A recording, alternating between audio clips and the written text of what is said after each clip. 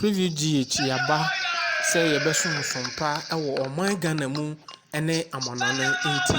enei yabo wura mu wo Asante Akyem anafo famu a ewo dwaso nenei ekura yefe ne Yaw Bronya enenei yakopie na yekọ ni yakọhwe kwan a yenuanu voterants a yebeka ne se yenuanu ayibefo kwan a omofa so eye omoyie na omobontwene na omosa yakọ ni yakọ akọhwe kwan a omofa so omoye no enei enti a yenya ne se akofom esanse yenuanu mu omo agudie a omudi ebeka na obroni beka ne se omo culture omudi no enei ni nyina ekofom eyedi entia ni nyina mu no yebeji mu nchirichiri mu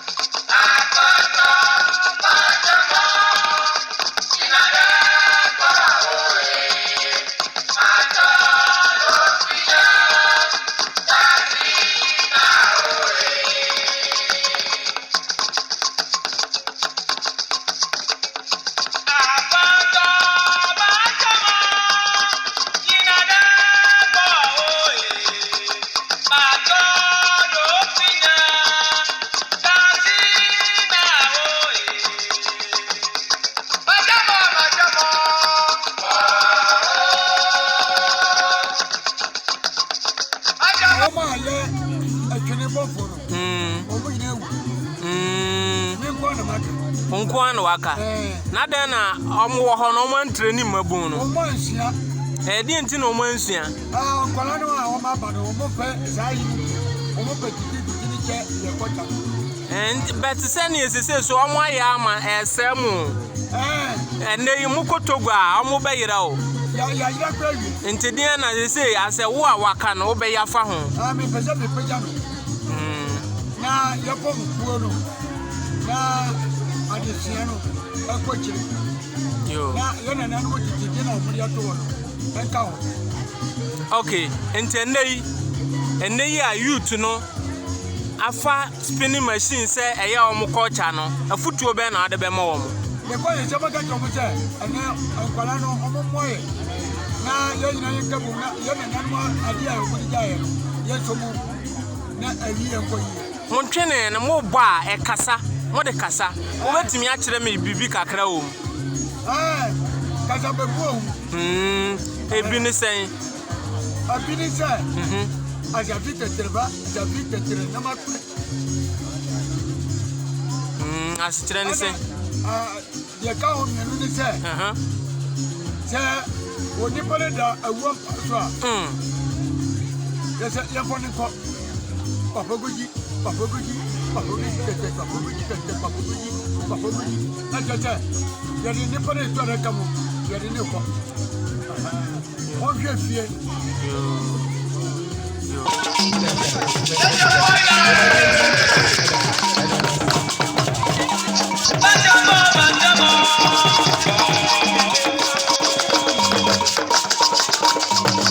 Bye.